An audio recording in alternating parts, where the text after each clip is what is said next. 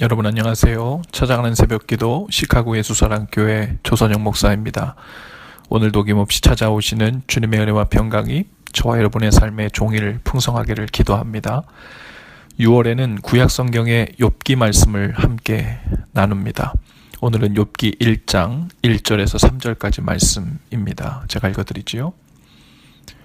우스 땅에 욥이라 불리는 사람이 있었는데 그 사람은 온전하고 정직하여 하나님을 경외하며 악에서 떠난 자더라. 그에게 아들 7과 딸 3이 태어나니라.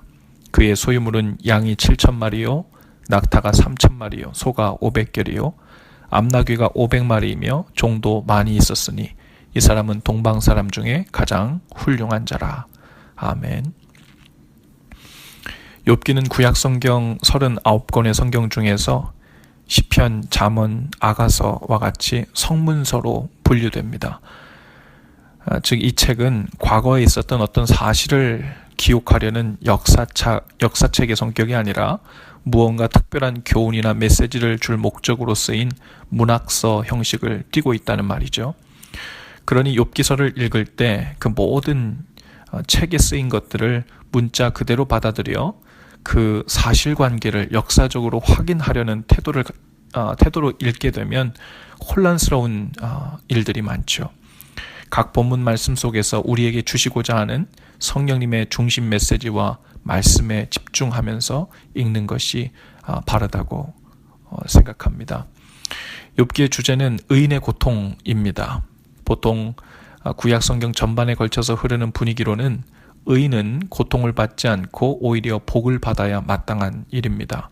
그리고 우리가 사는 이 세상도 악인은 벌을 받고 의인은 복을 받는 것을 당연한 것으로 이해하죠. 또 그것이 응당 공평한 일이라고 생각합니다. 그런데 욥기서를 읽다 보면 그 생각의 기반이 무너지는 것에 놀라죠. 의인도 보통 의인이 아니라 하나님께서 인정하시고 극찬하신 욥에게 어느 날 갑자기 엄청난 고난과 고통이 찾아오는 거예요. 이를 통해 삶 속에서 까닭없이 고통을 만나 그 고통의 이유를 알고자 몸부림치며 혼란스러워하는 지금 이 시대의 모든 욥과 같은 사람들에게 주시는 주님의 메시지가 있습니다. 오늘 우리가 읽진 않았지만 8절 말씀에 보면 하나님께서 사탄에게 이렇게 말씀하십니다. 네가 내 종 욥을 주의하여 보았느냐? 그와 같이 온전하고 정직하여 하나님을 경외하며 악에서 떠난 자는 세상에 없느니라. 당시의 욥의 인품과 신앙의 태도가 하나님 앞에서 어떠했는지를 보여주는 표현이죠. 하나님은 사람을 외모로 보시지 않고 중심을 보신다고 하셨습니다. 하나님께서 욥의 중심, 마음속을 주의해서 보았더니 온전하고 정직하고 하나님을 경외하고 악을 미워하여 멀리하는 사람이었다는 거예요. 욥도 사람인데 어떻게 죄를 하나도 짓지 않았겠습니까? 그러나 욥의 중심에는 항상 경외하는 마음, 하나님을 우선으로 여기는 마음이 있었다는 말이죠. 그런데 사탄이 그 앞에서 이렇게 말합니다. 욥이 어찌 까닭없이 하나님을 경외하리이까? 많은 재물과 하인들 그리고 다복한 가정을 주셨으니 그것을 보존하려는 마음에 하나님을 경외하는 척하는 것 아니겠습니까? 이런 의미죠. 다시 말하면 욥이 이유도 없이 하나님을 사랑하겠습니까? 얻을 것이 있어서 그런다는 말입니다. 하나님과 사탄의 이 대화를 이렇게 한번 각색해 볼 수도 있을 것 같아요. 신랑이신 주님께서 사탄에게 이렇게 말합니다. 욥이 나를 얼마나 사랑하는 줄 아니? 그 사랑은 진심인 것이 틀림없다. 다른 어떤 것들보다 누구보다도 나를 가장 사랑하고 가장 먼저 생각해주는 사람이다. 온 마음과 힘과 정성을 다해 사랑하는 사람이다. 그랬더니 사탄이 이렇게 말합니다. 까닭없이 주님을 사랑하겠습니까?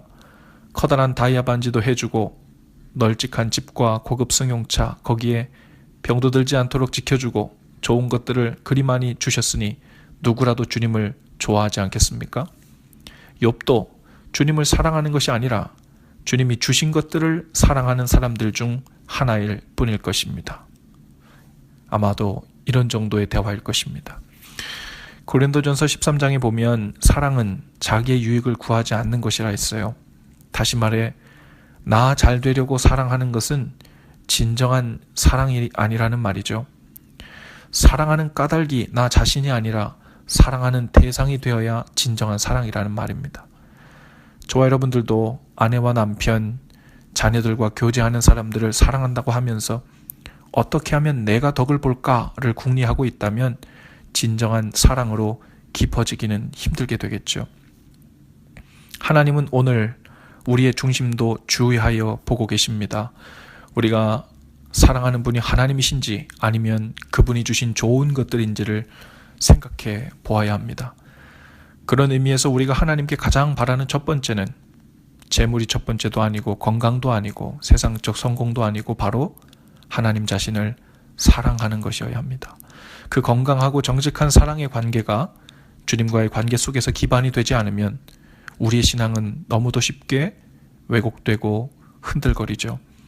사랑의 기초가 없는 곳에 복이라는 찬란한 집을 세우는 것에만 급급해하면 인생에 여러 가지 비바람이 치고 폭풍이 불면 그 집은 금세 무너지고 말죠.